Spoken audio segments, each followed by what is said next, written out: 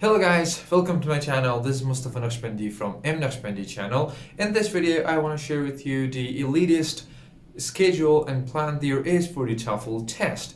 If you want to avoid wasting money and time on taking preparation for the test, make sure you watch until the end of this video and support me by subscribing to my channel, turn on that notification bell, give me thumbs up and comment below any question you have regarding the TOEFL test. Plus, make sure you share my video because, if you support me, I can support you more and make more of these videos. Let me notify you that if you want to have all the TOEFL resources for free, join to our Telegram channel right now and just ask me which resource do you want and I'll put that on my Telegram channel. So make sure you join it right now. It's in the link in the description below. My plan divides into 4 parts. The first and the second part takes about 1 month each, and the third and the fourth part take about 2 weeks each, by which they become and sum up to 3 months of preparation period. The first period, or the first month, is actually the most important month in the preparation period.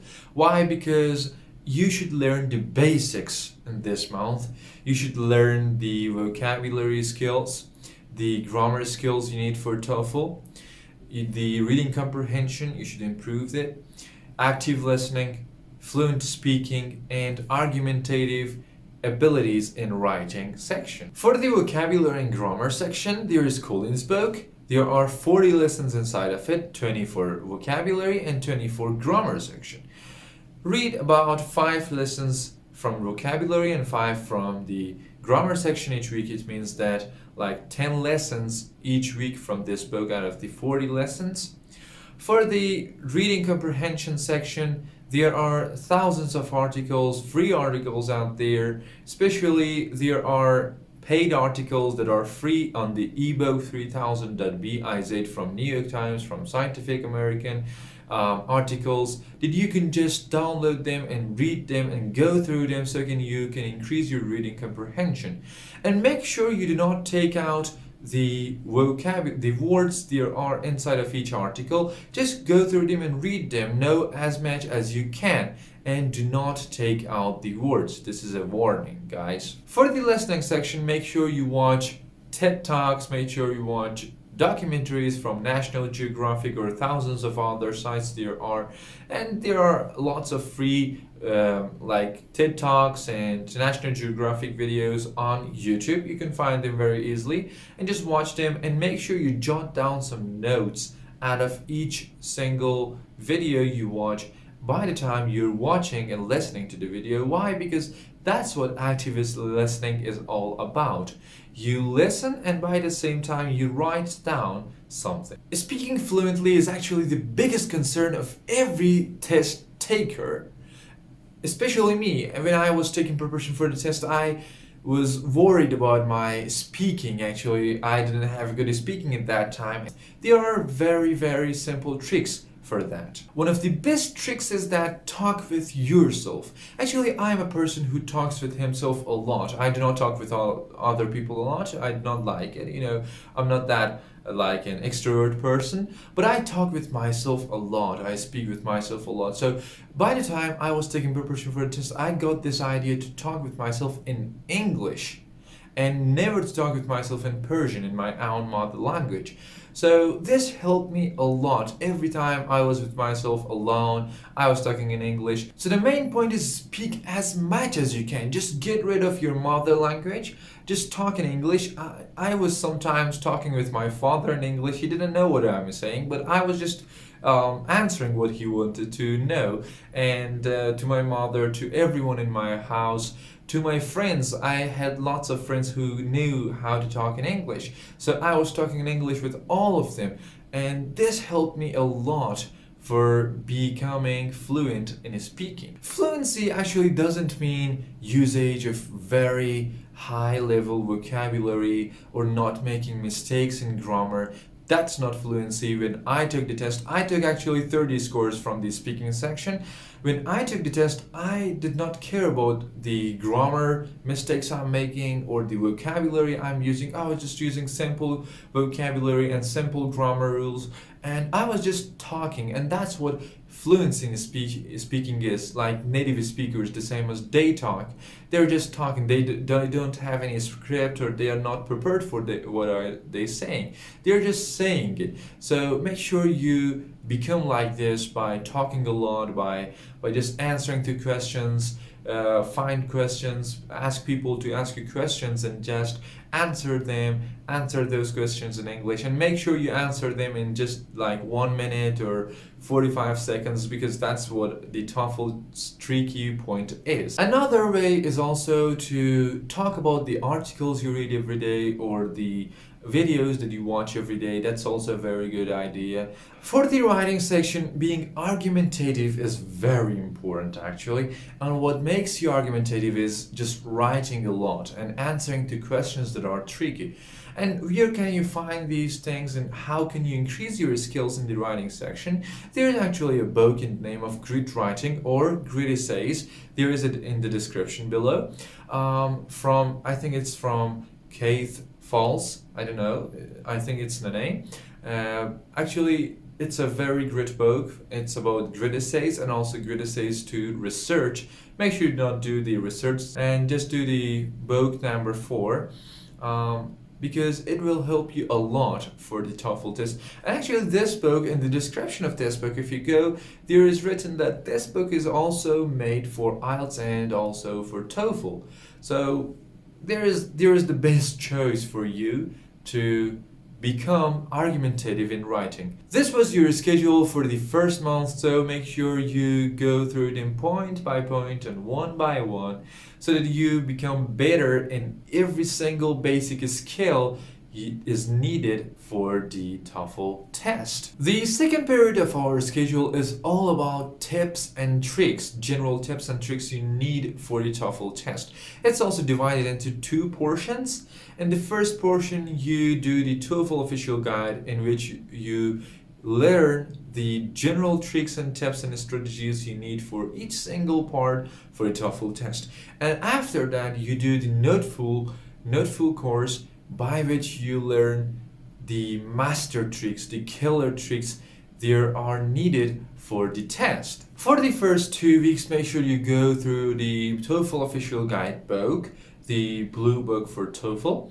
Actually, it has 4 tests. You can do 2 per week, and also just go through each single trick there is for each single section of the test. Learn the tips and the strategies, study them thoroughly, and go through the speaking and writing section ratings as well. That's very important. How did the raters rate the speeches and the essays people wrote for the questions they prepare for you? Plus, it doesn't take lots of time. Actually, 2 weeks is really enough for the TOEFL official guide, because it doesn't have a large content. It's like a general idea book, so just make sure you finish it for after 2 weeks. For the next 2 weeks, make sure you go through the NOTEFULL course, which is the master tricks for the TOEFL test. After knowing the general tips and the strategies and the tricks for the test, you need to know the master tricks, the tricks for mastery for the test, so that you become more like professional in solving questions and in confronting with the harder and more difficult questions in the test. Make sure you do the reading section, the speaking section, and the writing section of NOTEFULL course, each one of them for 1 hour a day. It's an extensive course, except for the reading section. The other sections are so extensive. The reading section is just what do you need for the test, and the master tricks, just try to solve each single question there is inside of the practice tests of the NOTEFULL course. If you have more time, make sure you go through one official reading passage and solve all those questions inside of it. One listening section, half the speaking test and half of the writing test. This will help you to increase your skills and to practice your skills, the tricks you learn in the NOTEFULL course, and become a master in solving all the questions. Period number 3 consists of 2 weeks, which are likely the second most important part of the schedule. In this period, you should practice the tricks and the strategies you learned from the NOTEFULL and from TOEFL official guidebooks, and also learn new strategies and new tactics on handling the test. For the speaking and writing section of the test, make sure you do the Volume 2 book. Why Volume 2? Because it has 5 official tests, plus there are official ratings for each single question inside of the test. This is very important.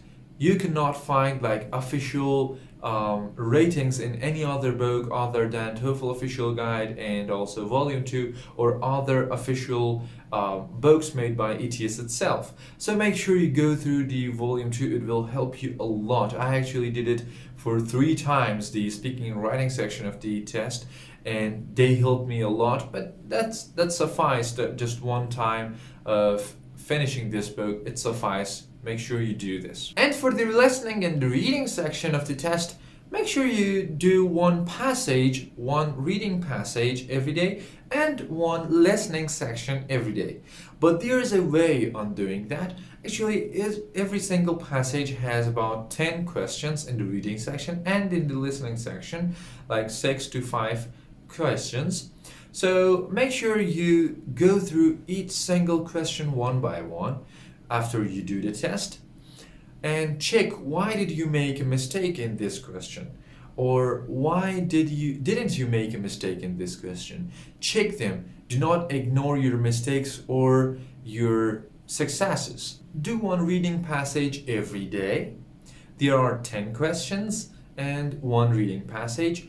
After doing the reading passage, make sure you go through the reading passage, read every single line of the passage, check where did this question come from, so that you can spot the places that ordinarily the questions come from in the TOEFL passages. Why? Because TOEFL is actually a standardized test. All the passages formats are the same, the question formats are the same. The only thing that is different is the wordings. So if you're concerned about the words, you'll fall in the trap. But if you do not concern about the words and you just go through the passage, you'll not fall in the trap. You'll as your comprehension is increased by your past progress on articles and not going through the vocabulary of those articles. Now your comprehension is higher and you can go through each passage one by one, and now you should get familiar to the passages inside of the TOEFL test. After handling the passage and knowing which part is important, which part is not important, the major and the minor points, make sure you go through each single mistake you made in the questions, or each single question that you made correct. Why? Because you should go through the correct answers as well, to know why is this answer correct, so that you choose the same answer format in the next tests as well. Again, I'm gonna say this: TOEFL is standardized, the format is the same, the wording is different. And for the listening section, go through the script, find the major and the minor points once again, note them down once again, go through the questions, check where did you make a mistake and where did this major point come from, so that you spot the major points in the next tests that you're gonna take, and your note-taking skills will get better and better by the time. Guys, let me tell you something. The tricks that I told you right now, the last reading and listening sections tricks that I told you right now, they were my secret tricks actually. I used them, and after 2 weeks of going through passages like this and scripts like this, my score increased about 10 scores, and I got to 30 scores from the reading and the listening section. So make sure you go through them, make sure you do not ignore them. Just try it once. After 2 weeks you'll see how much you're better, how much you improved in the each set. Period number 4 is all about tests and becoming comfortable and relieving stress. Take for tests 3 in the first week and 1 in the last week, and 3 days to 2 days before the test, make sure you do not go through anything about the TOEFL or TPO tests or anything else. Just talk in English, speak in English, and just don't care about anything. Relieve your stress. Make sure you're not stressed about the TOEFL test. And about the tests that I told you to take, make sure you take them like the official tests. What do I mean by this is that time yourself, make a place like the official ETS centers, and make sure you relieve your stress before you go through the test. I hope you success. I wish you the best. Make sure you crush the TOEFL test. If you're not subscribed to my channel, make sure you subscribe right now, share my video and give me thumbs up so that you can support me and I support you with my videos. And by the time I'll make more videos of this kind of the TOEFL test, I will start my course. Because right now I'm actually taking preparation for the SAT test, and 1 month later I have a SAT test. Now I cannot do and put that much effort on my videos, but in the next month I will start the course, and the course will be actually the best one all over the internet, all over the world. You know, we will crush the TOEFL test with each other. So make sure you subscribe to my channel and give me thumbs up so that you can support me for making more videos.